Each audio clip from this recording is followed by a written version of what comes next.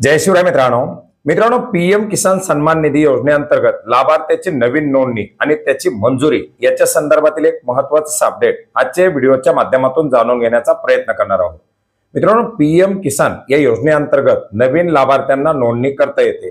ज्या लाभार्थ्यांचे 1 फेब्रुवारी 2019 पूर्वीचे फेरफार आहेत, परंतु त्यांची अद्याप ही पीएम किसान पोर्टलवरती नोंदणी झालेली नाही, किंवा 1 फेब्रुवारी 2019 नंतर ज्या लाभार्थ्यांचे फेरफार हे वारसानं आलेले आहेत, अशा लाभार्थ्यांची देखील नोंदणी करण्यात आलेली आहे। त्यांची नोंदणीची अद्याप मंजुरी नाही। अशा पीएम किसान अंतर्गत नोंदणी केलेल्या शेतकऱ्यांची मंजुरी देत असताना ती 2 महिन्याच्या आतमध्ये मंजुरी देण्याचे निर्बंध आहेत। तशा प्रकारचे केंद्र शासनाचे निर्देश आहेत आणि याच अनुषंगाने पीएम किसान पोर्टलवरती जर एखाद्या शेतकऱ्याच्या माध्यमातून स्वयं नोंदणी करण्यात आली, सेल्फ रजिस्ट्रेशन करण्यात आलं, तर त्या शेतकऱ्याची नोंदणी मंजूर किंवा नामंजूर ही 2 महिन्यामध्ये करण्याचीच बंधन आहेत।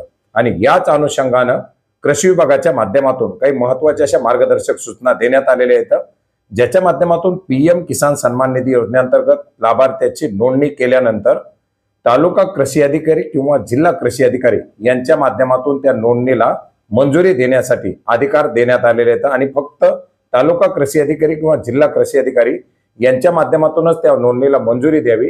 आणि ही मंजुरी देत असताना काय काय बाबींचं पालन करावं, कशा प्रकारे मंजुरी द्यावी, कोणाला पात्र करण्यात यावं, कोणाला अपात्र करण्यात यावं, याच्या संदर्भातील देखील काही माहिती देण्यात आलेली आहे। याच्यामध्ये आपण पाहू शकता, पीएम किसान सन्मान निधी योजनेअंतर्गत स्वयं नोंदणीकृत लाभार्थ्यांना मान्यता प्रदान करणे नाकारणे बाबत। आता याच्यामध्ये आपण पाहू शकता, शेतकऱ्यांच्या माध्यमातून फार्मर कॉर्नर मधून स्वतःची नोंदणी करण्यासाठीची ऑप्शन निवडलेली आहे आणि त्या ऑप्शनच्या अंतर्गत त्या शेतकऱ्यांनी नोंदणी केलेली आहे। आता या नोंदणीला मान्यता प्रदान करण्यासाठी तालुका, जिल्हा, राज्य 3 स्तरावरून कारवाई करणे क्रमप्राप्त आहे।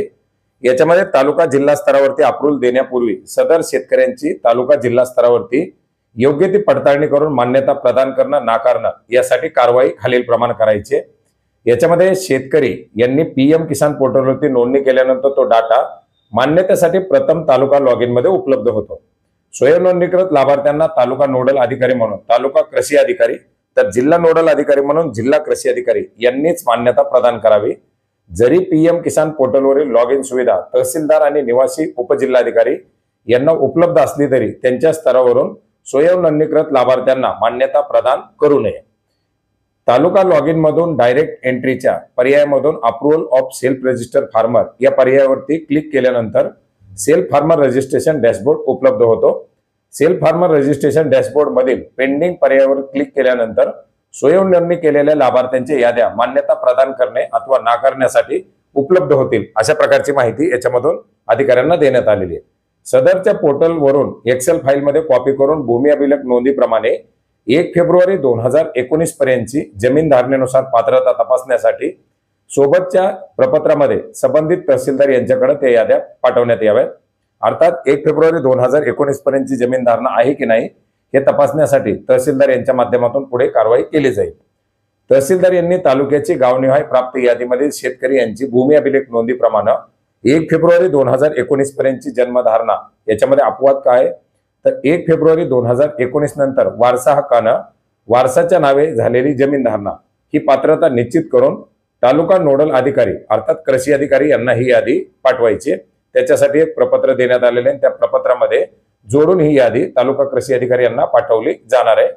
ही यादी तालुका कृषी अधिकारी यांना पाठवल्यानंतर महसूल विभागानं भूमी अभिलेख नोंदीप्रमाणे जे काही पात्र घोषित केलेले लाभार्थी आहेत, या लाभार्थ्यांच्या गावनिहाय याद्या इतर निकषाप्रमाणे पात्रता पडताळणी करण्यासाठी संबंधित कृषी सहाय्यक यांना उपलब्ध करून द्याव्या। सदर यादीमधील लाभार्थ्यांची कृषी सहाय्यक यांनी ग्रामस्तरीय समितीच्या सहकार्यानं सदर लाभार्थी यादी इतर निकषाप्रमाणे तपासावी। आता इतर निकष काय, तर कुटुंबामधील पती पत्नी, 18 वर्षाखालील अपत्य, याच्यामध्ये एकापेक्षा जास्त लाभार्थी तर लाभ घेत नाहीत ना। समजा एखाद्या लाभार्थीची नोंदणी केलेली असेल एखाद्या महिलेची, परंतु त्या महिलेचे पती ऑलरेडी लाभार्थी असतील तर अशी पत्नीला पात्र होणार नाही, किंवा एखादा मूल 18 वर्षाखालील त्याच्या अंतर्गत अर्ज केलेला असेल तर ते पात्र होणार नाही। अशा प्रकारची जी काही पात्रता आहे ती तपासायची।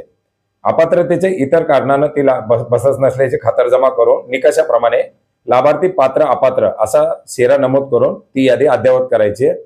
नोंदणीकृत शेतकऱ्यांची पात्र अपात्र यादी निश्चित झाल्यानंतर मान्यता प्रदान करणे नाकारणे यासाठी संबंधित अद्ययावत केलेली यादी कृषी सहाय्यक कृषी पर्यवेक्षक यांच्या माध्यमातून तालुका नोडल अधिकारी पीएम किसान तथा तालुका कृषी अधिकारी यांच्याकडे सादर करावी।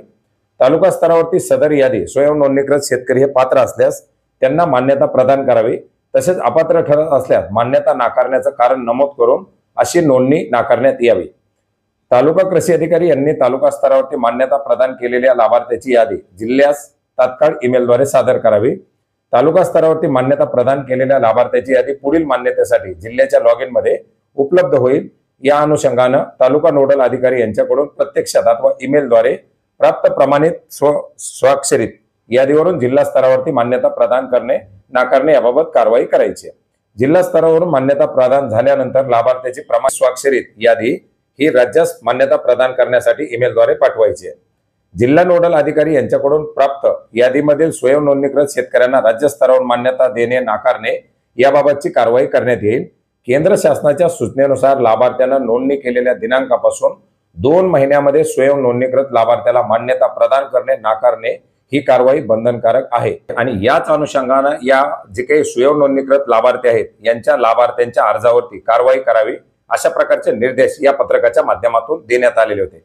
त्याच्यामुळे स्वयं नोंदणीकृत लाभार्थ्यांची नोंदणी होत नाही किंवा 1 फेब्रुवारी 2019 पूर्वीचे फेरफार मंजूर केले जात नाहीत, वारसाचे फेरफार मंजूर केले जात नाहीत, या फक्त आणि फक्त अफवा आहेत। आपला जर वारसाचा फेरफार असेल 1 फेब्रुवारी 2019 नंतरचा तर आपण पीएम किसानच्या पोर्टलवरती सेल्फ रजिस्ट्रेशन करू शकता। मात्र त्याच्या संदर्भातील आवश्यक असलेले कागदपत्र, मृत्यूपत्र, वारसाचा फेरफार, इतर जी काही कागदपत्र मागितली जातात ती जोडणं या ठिकाणी आवश्यक असणार आहे। आणि 1 फेब्रुवारी 2019 पूर्वीचा फेरफार असेल आणि जर नोंदणी केलेली असेल तर फेरफाराच्या तारीख आणि फेरफाराच्या संदर्भातील माहिती अपलोड करून आपण सेल्फ रजिस्ट्रेशन करू शकता। आणि सेल्फ रजिस्ट्रेशन वरती अशा प्रकारे प्रक्रिया करण्यासाठी राज्य शासनाच्या माध्यमातून ऑलरेडी यापूर्वीच निर्देश देण्यात आलेले आहेत। तर मित्रांनो, नवीन नोंदणीच्या संदर्भातील विचारल्या जाणाऱ्या प्रश्नाच्या संदर्भातील ही एक महत्त्वाची अशी माहिती होती जी आपणास नक्की उपयोग पडेल अशी आशा करतो। भेटूयात नवीन माहितीसह, नवीन अपडेट्ससह। धन्यवाद।